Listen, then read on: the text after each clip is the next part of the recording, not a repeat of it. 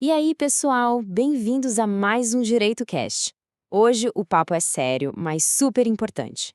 A gente vai mergulhar de cabeça num tema que é literalmente a espinha dorsal de todo o sistema de justiça criminal: os princípios fundamentais do direito penal.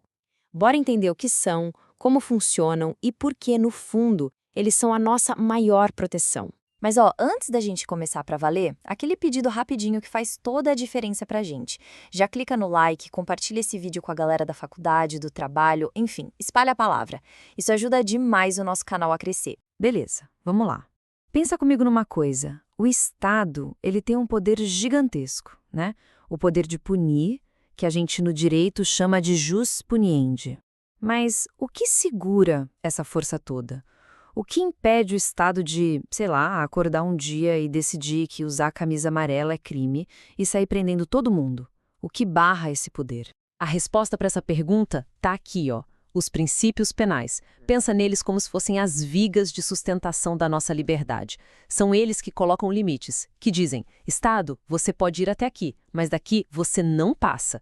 Eles são o nosso escudo contra o arbítrio, contra o poder sem controle. E se a gente está falando de pilares, tem um que é o mestre de todos, a fundação de tudo. É o princípio da legalidade.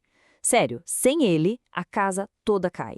É a garantia número 1, a mais sagrada de todas, para o cidadão. Essa frase em latim aí pode parecer complicada, mas a ideia é super simples e poderosa. Nullum criminum nulla pena sine previa lege.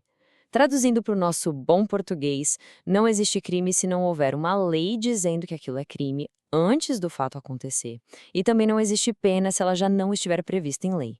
Ou seja, as regras do jogo têm que ser claras e conhecidas por todos antes do jogo começar. Simples assim. É a segurança jurídica na sua forma mais pura. E esse princípio grandão da legalidade se quebra em 4 pedacinhos, 4 garantias. Primeiro, a reserva legal.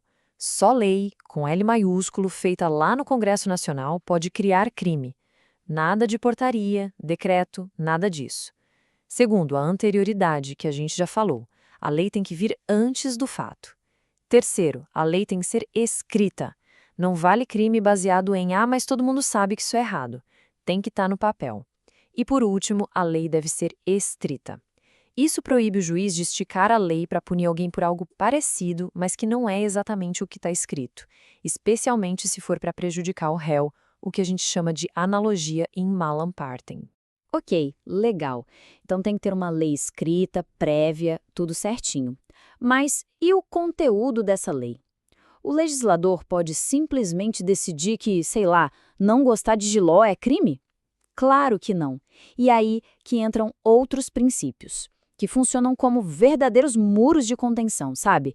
Eles filtram o que pode ou não virar crime. O primeiro desses muros é o da intervenção mínima. Pensa no direito penal como a SWAT, a tropa de elite do direito. Você não chama a SWAT para resolver uma briga de vizinhos por causa de som alto, né? Você tenta conversar, chama o síndico, no máximo vai para o juizado civil. O direito penal é a última ratio, o último recurso. Ele só entra em cena quando o direito civil, o administrativo, quando nada mais funcionou para proteger algo realmente importante. E essa ideia de intervenção mínima tem 2 lados, quase como 2 moedas. Um lado é a fragmentariedade. O direito penal não vai cuidar de tudo, ele é fragmentário. Ele pega só os pedaços, os bens mais valiosos da nossa sociedade para proteger. Pensa em vida, liberdade, patrimônio, as coisas realmente essenciais. O outro lado é a subsidiariedade, que reforça aquela ideia da tropa de elite. Ele é subsidiário, secundário, só age na falha dos outros. Beleza, próximo muro, princípio da lesividade ou ofensividade. A regra aqui é clara, para ser crime a conduta tem que, no mínimo, machucar de verdade ou colocar em perigo real um bem de outra pessoa. Não dá para punir alguém só por pensar em fazer algo ruim ou por ter um estilo de vida que você não aprova. Se não lesou, se não ofereceu um perigo concreto a ninguém, não é problema do direito penal. E coladinho no princípio da lesividade vem o da alteridade. Alter vem de outro. A lógica é, um crime tem que atingir um outro, uma terceira pessoa. Ninguém pode ser punido por fazer algo que só prejudica a si mesmo. O exemplo mais claro disso é a autolesão. Por mais triste e preocupante que seja, e é uma questão de saúde pública, claro, não é crime. Por quê? Porque, segundo esse princípio, a conduta não transcendeu a esfera do próprio indivíduo. Opa, só uma pausinha rápida no nosso papo. E aí, tá clareando as ideias? Se esse conteúdo tá sendo útil para você, quebra esse galho pra gente. Tira um segundo e compartilha com um amigo, joga no grupo da faculdade. Sério, esse apoio de vocês é o que move o nosso canal e permite que a gente continue produzindo. Beleza, retomando. A gente já entendeu o que pode e o que não pode ser crime. Mas e depois? Uma vez que uma conduta passou por todos esses filtros e foi considerada crime, como é que o Estado aplica a punição? É de qualquer jeito? Não. Existem regras bem claras para isso também. E a regra de ouro aqui é o princípio da responsabilidade subjetiva. Funciona assim. No direito penal, a gente não pune só o resultado, a gente pune a intenção, a mente por trás da ação.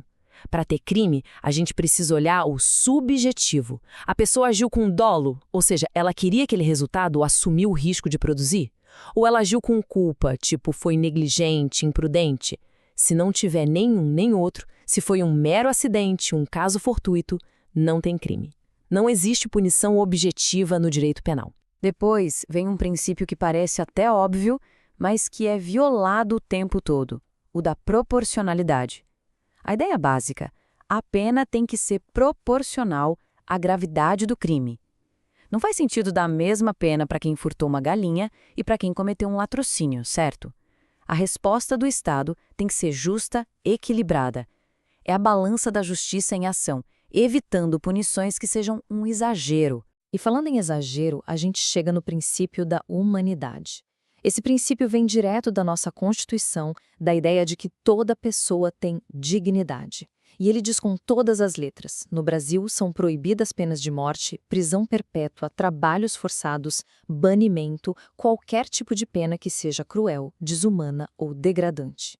Porque no fim das contas, a pessoa que cometeu um crime ainda é um ser humano e não perde essa condição. Para a gente fechar esse raciocínio, tem uma frase do jurista Franz von Liszt que é genial. Ele disse: o Código Penal é a Magna Carta do delinquente. Calma, parece estranho, né? Mas o que ele quis dizer é o seguinte: o Código Penal não é só uma lista do que é proibido. Ele é, principalmente, uma carta de garantias do cidadão. É o código que diz: Estado, você só pode me punir por isso. E a pena máxima é essa. Ele protege o acusado de abusos, estabelecendo os limites exatos do poder de punir. Então, qual é a grande lição que a gente tira de tudo isso? É que esses princípios não são só teoria de livro. Eles são a nossa linha de defesa real, concreta contra um poder estatal que, sem limites, seria esmagador. Conhecer esses princípios, entender como eles funcionam, não é só coisa de advogado ou de estudante de direito. É fundamental para a gente defender a nossa própria liberdade e a saúde da nossa democracia. Pessoal, muito obrigado mesmo por terem acompanhado até aqui. Se você curtiu essa conversa, por favor, não esquece de deixar aquele like que ajuda a gente pra caramba. E para continuar recebendo nosso conteúdo, já segue o DireitoCast lá no Spotify. E se você prefere vídeo, a gente também tá no YouTube e no TikTok. É só buscar por DireitoCast em qualquer uma das plataformas. Fechado? Um grande abraço e a gente se vê na próxima.